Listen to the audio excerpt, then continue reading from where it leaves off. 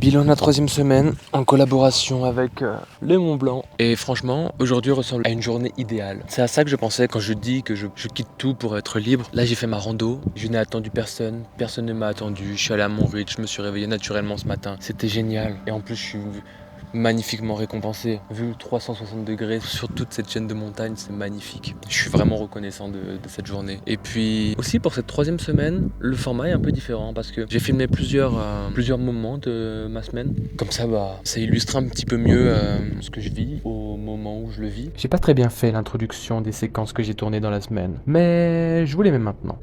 Minuit 44, je suis sorti après le service, j'ai terminé à 23h20. Et ouais, j'ai voulu sortir, j'ai pas voulu rentrer me coucher dans ma chambre. Alors que finalement, tous mes collègues, eux, sont partis se coucher et personne ne sortait. Après bon, j'ai pas réalisé d'excès, je n'ai même pas consommé d'alcool et c'est pour ça que je me sens bien aussi d'y être allé. J'avais envie d'aller voir ce qui se passait. Mais ce soir, plutôt que de lire, je vais même me mettre devant la tablette. Je culpabilise pas trop à l'idée de ça. Demain, je commence à 10h, donc ça va, j'ai assez de temps pour me reposer. Non, oui, je suis content, je culpabilise pas. Regarde bien ma tête si je suis pas en train de culpabiliser là, mes yeux rouges. Couché à 2h45 hier soir, ça ressemble à un nouveau schéma d'auto-sabotage.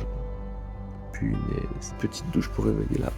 Ça fait plaisir, mais pourquoi est-ce que je fais le trou de balle comme ça? En y réfléchissant, il y a peut-être une sorte de schéma qui se répète parce que quand j'étais en Australie en 2024, j'ai eu une période un peu similaire dans le même moment. Là, on est en juillet et quand mon projet Optimiste à vie commençait à être concret et tout, j'avais plein d'appels de closing et d'un coup, j'ai arrêté complet le processus. Je me suis mis à manger n'importe quoi, à dormir à n'importe quelle heure. Là, je commence à dormir à n'importe quelle heure, à vouloir faire des soirées et tout. Mais mine de rien, je lâche pas non plus les vidéos. Donc ça c'est chouette. Je lâche pas les vidéos. Donc peut-être que je sais pas. C'est embêtant, c'est frustrant de se voir faire n'importe quoi. Penser que c'est ok alors que c'est juste une fausse excuse pour se rassurer et que c'est pas ok. Là j'ai le seum.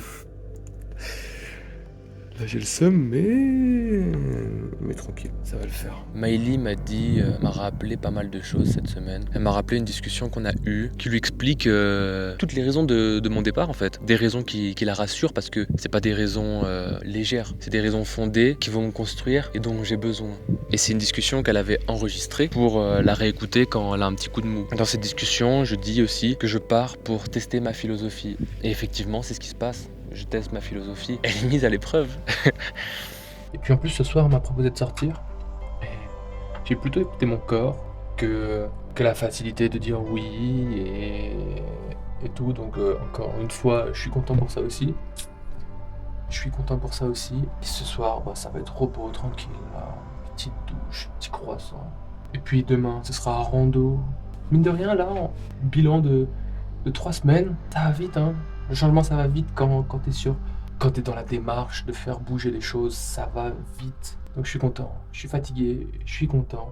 Puis aussi, elle m'a dit, parce que je ne culpabilise pas de sortir, je culpabilise l'excès réalisé pendant cette sortie. Parce qu'effectivement, quand je sors, souvent c'est beaucoup d'alcool, c'est coucher tard, et du coup, ça me dérègle et ça fait, ça crée un down en fait. C'est se saboter tout seul. C'est ok de sortir, c'est ok de boire un coup ou deux, mais de se rendre la vie plus difficile, c'est pas ok. Et c'est ma responsabilité. Et j'accepte. Je suis trop reconnaissant de m'être écouté hier soir et de ne pas être sorti parce que probablement que si j'étais sorti, j'aurais pas eu cette vue